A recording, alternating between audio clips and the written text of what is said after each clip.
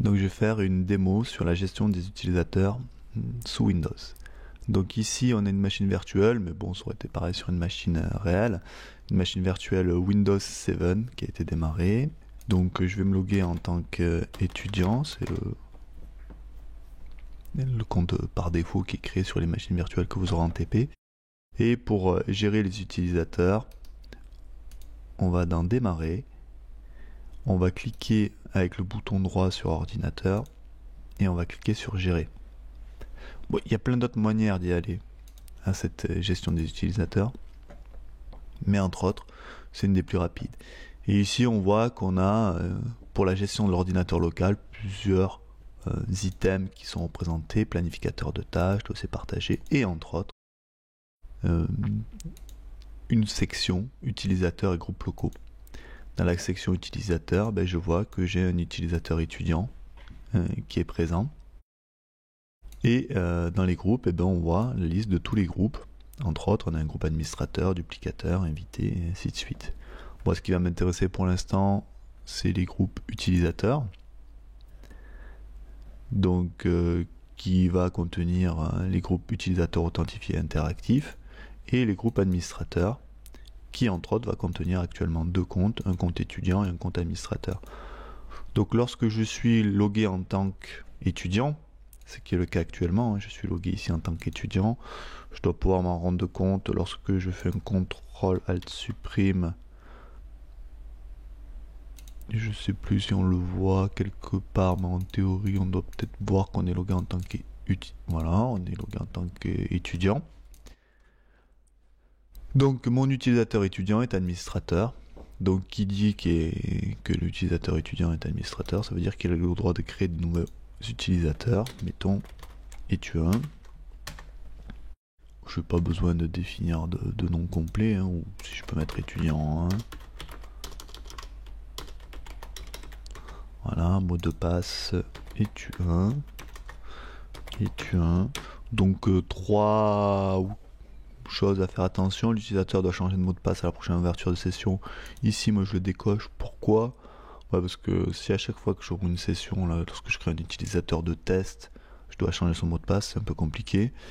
L'utilisateur ne peut pas changer de mot de passe, je pourrais l'activer ou le mot de passe n'expire jamais. Je peux aussi l'activer ici dans ce cadre-là parce que c'est des tests. Attention, en environnement de travail, on ne fonctionnerait pas comme ça, on laisserait sûrement la première case à cocher.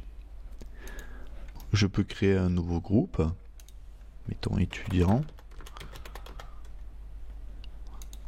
groupe des étudiants, et ici je vais rajouter, alors pour ajouter des utilisateurs, je peux directement taper étudiant par exemple, créer. Donc là j'ai bien mon groupe étudiant qui appartient à qui contient un utilisateur étudiant. Bon, j'étais pas obligé de créer le groupe étudiant, là je l'ai fait l'un à la suite de l'autre, mais quoi qu'il arrive, on voit qu'étudiant est membre de deux groupes, ici étudiant et utilisateur, par défaut. C'était le. Je peux fermer la session et je vais rouvrir une session en tant qu'étudiant 1, étudiant. Alors ça met un petit peu de temps pour ouvrir les sessions, c'est normal parce que il faut que Windows crée le profil associé à cet utilisateur là. Alors imaginons maintenant que j'essaie de faire la même chose, je vais dans gérer et là je n'ai pas le droit d'ouvrir la console gérer. Pourquoi ? Parce que étudiant n'est pas un membre du groupe administrateur et il me demande, attention, pour ouvrir la console gérer de gestion, on est obligé d'être étudiant et donnez-moi un mot de passe, le seul compte que je connais qui est administrateur c'est étudiant, donnez-moi un mot de passe d'étudiant. Donc on va pas le faire là pour l'instant, on a juste vérifié qu'on avait bien notre utilisateur étudiant. On doit avoir la possibilité quelque part pour qu'il change son mot de passe, alors je sais plus comment il fait. CTRL supprime, modifier un mot de passe, voilà, il a la possibilité de modifier son mot de passe. Donc, je vais revenir en tant que... Alors je peux faire soit laisser ma session ouverte, soit là directement la fermer. Tout à l'heure je l'avais fermée, là je l'ai laissée ouverte. Je reviens en tant qu'étudiant. Alors le mot de passe c'est password.